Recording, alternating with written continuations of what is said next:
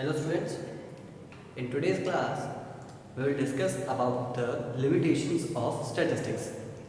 As you know, in earlier classes we have discussed about the features and the characteristics of statistics. So in continuation with that, today we will learn about the limitations of statistics. What are the flaws and what are the limitations that we can find in a statistical study or in a statistical information? So let's just continue with the class. First limitation is study of numerical facts only. Statistical information covers only numerical facts.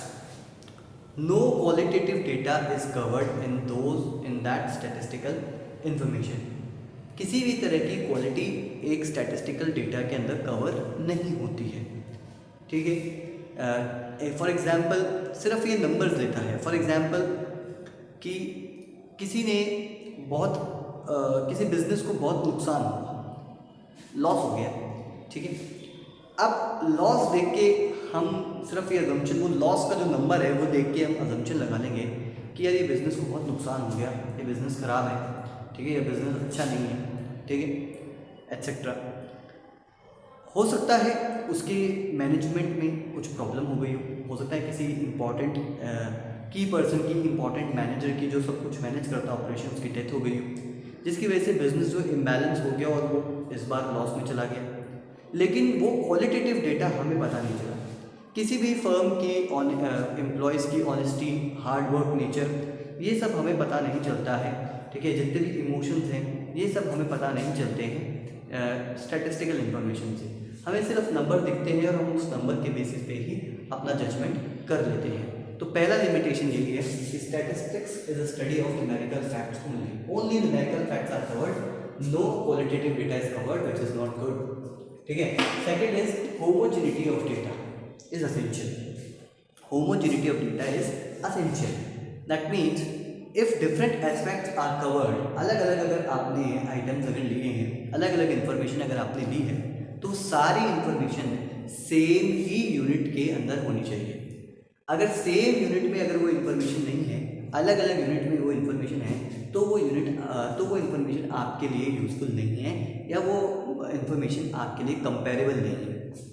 That information is not comparable to you. अगर एक homogeneous का मतलब ही होता है identical, तो identical होनी चाहिए, वो सिमिलर होनी चाहिए।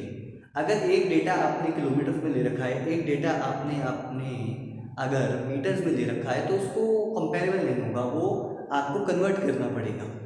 एक डेटा आपने किलोमीटर्स में ले रखा है, एक डेटा आपने वेट्स में ले रखा है, एक डेटा आपने लीटर में ले रखा है, तो ऐसे तीन अलग अलग चीज़ों के डेटा आपने ले रखे हैं, then also it is not comparable, then you need same units to conduct a statistical study और स्टैटिस्टिकल सर्वे। इसीलिए यहाँ पे होमोजेनिटी ऑफ डेटा होना ज़रूरी है कि अगर आपको कंपेरेबल डेटा चाहिए तो आप सेम यूनिट से डेटा कलेक्ट कीजिए। थर्ड क्या बोल रहे हैं, results are true on an average. Results जो है वो अप्रॉक्सीमेट बेसिस पे होते हैं, एवरेज बेसिस पे होते हैं, ठीक है। जैसे अगर बात की जाए, ये एकदम एग्जैक्ट नंबर आपको नहीं बताते हैं, ठीक है। एग्जैक्ट नंबर के क्लोज आपको लेके जा सकते हैं, लेकिन एग्जैक्ट नंबर आपको नहीं बताएंगे, ऐसा यहाँ पे स्टैटिस्टिक्स में हो सकता है। फॉर एग्जांपल अगर हम बात करें कि इंडिया में कितना वेट का प्रोडक्शन हुआ, अब ये जगह जगह से वेट का प्रोडक्शन का डेटा कलेक्ट किया जाता है कि यहाँ पे राजस्थान में इतना हुआ, पंजाब में इतना हुआ, मध्य प्रदेश में इतना हुआ, हर स्टेट का अलग अलग डेटा कलेक्ट किया गया। अब ठीक है, अब ये डेटा जो है ज़रूरी नहीं है कि ये डेटा एकदम एग्जैक्ट डेटा हो, अप्रॉक्सीमेट बेसिस पे किसी भी फील्ड के अंदर कितना वेट हुआ है, ठीक है, वो 200 kgs पॉइंट समथिंग ग्राम है, तो फार्मर ने बोला भाई हमारा तो 200 kgs हुआ है, तो उसने 500 ग्राम्स जो है छोड़ दिया। बोले ठीक है, आधा किलो का क्या करना, ठीक है, आधा किलो छोड़ दिया उसने, डेटा काउंट नहीं किया, या डेटा बताने वाले को गलत बताया, या ऐसे ही बताया उसने अप्रॉक्सीमेट बेसिस पे, उसने भी एक्चुअल में काउंट नहीं किया था, उसने बोला अप्रॉक्सीमेट बेसिस पे इतना ही है, ठीक है। अब ऐसे ही सब फील्ड में अगर कलेक्ट किया गया डेटा है, ठीक है, तो ये अप्रॉक्सीमेट आपको नंबर बताएगा, एवरेज नंबर बताएगा, एग्जैक्ट नंबर के क्लोज आपको लेके चल जाएगा, लेकिन हो सकता है एग्जैक्ट नंबर आपको ना दे।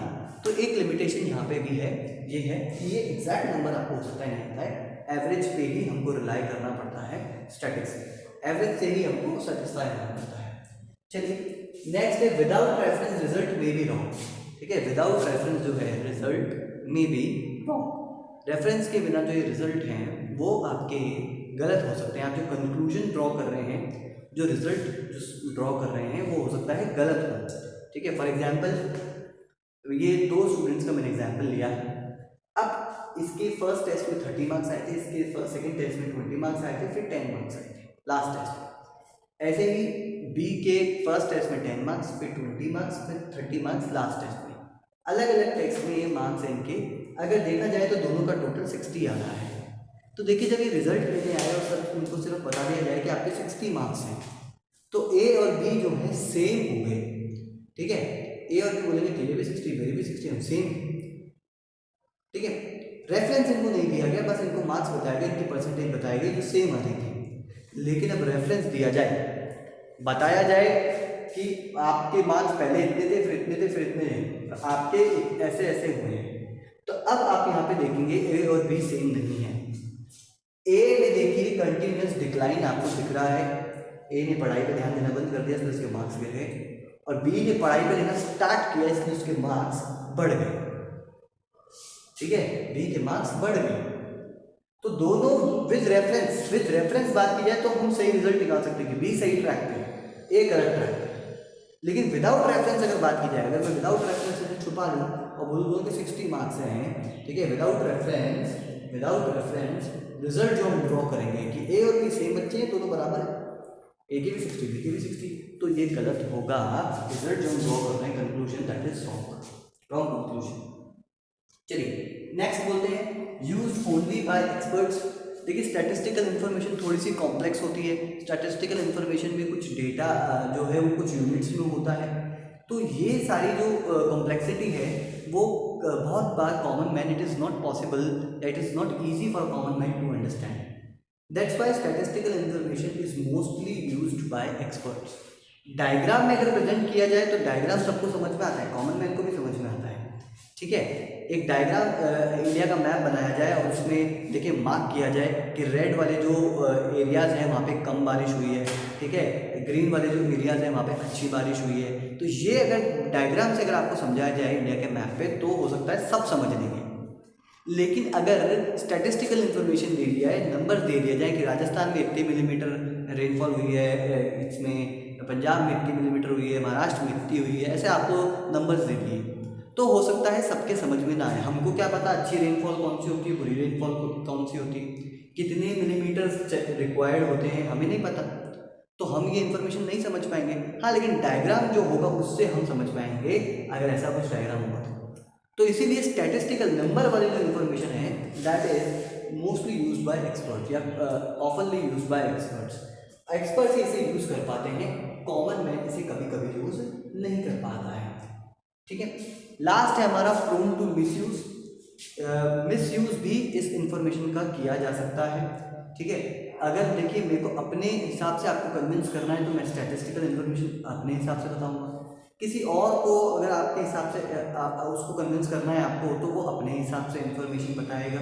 ठीक है, ये इन्फॉर्मेशन इस हिसाब से बताई जाएगी। फॉर एग्जांपल मान लीजिए इंडिया पाकिस्तान का जो मैच है, इंडिया पाकिस्तान के ओवरऑल मैचेस में पाकिस्तान ज़्यादा जीता है, इंडिया कम जीता है। ठीक है, इंडिया पाकिस्तान के ओवरऑल मैचेस में पाकिस्तान ज़्यादा मैच जीता है, इंडिया कम मैच जीता है। तो जो पाकिस्तानी सपोर्टर है, ठीक है, वो आपको क्या बताएगा कि देखिए ओवरऑल मैचेस में पाकिस्तान कितने ज़्यादा जीता है, इंडिया कम जीता है, तो पाकिस्तान की टीम अच्छी है। ठीक है, ये आपको बताया जाएगा। तो आप बोलेंगे हाँ यार बात तो सही है, इतने सारे मैचेस के अंदर पाकिस्तान ज़्यादा जीता है, इंडिया कम जीता है, तो पाकिस्तान अच्छी टीम हुई। लेकिन जब इंडियन सपोर्टर बोलेगा वो बोलेगा पहले की बातें छोड़ दीजिए, रीसेंट की बात कीजिए, रीसेंट 5 ईयर्स 10 ईयर्स के मैचेस निकालिए, उसमें कौन ज़्यादा जीता है अब आप वो देखिए। रिसेंट 5 ईयर्स में इंडिया ज़्यादा जीता है, पाकिस्तान कम जीता है। तो रिसेंट के हिसाब से हमारी टीम बेटर है और आपकी टीम थोड़ी कम अच्छी है। तो आप बोलेंगे हाँ ये भी बात सही है, रिसेंट की बात करो, पहले क्या हो गया उससे क्या मतलब है, वो प्लेयर्स थोड़ी खेलने आएंगे आप। तो ये मिसयूज इसको किया जा सकता है, मतलब हर कोई अपने हिसाब से इसे यूज कर सकता है। दोनों ही स्टैटिस्टिकल इंफॉर्मेशन करेक्ट है, दोनों ही गलत नहीं है, ठीक है, ओवरऑल मैचेस वाले ने जिसने बताया उसने भी सही बताया, रिसेंट में जिसने बताया उसने भी सही बताया, तो दोनों इन्फॉर्मेशन करेक्ट है, दोनों गलत नहीं है, बट कौन कैसे इस स्टैटिस्टिकल इन्फॉर्मेशन को यूज करता है उस पर डिपेंड करता है। तो मिस यूज यहाँ पे हो सकता है, रॉन्ग कंक्लूजन आ सकते हैं, रॉन्ग आपको कन्विंस किया जा सकता है। तो ये हमारे स्टैटिस्टिक्स के कुछ लिमिटेशन है। तो इतना ही आज हम करेंगे। That's all for today, will continue in next class. Thank you.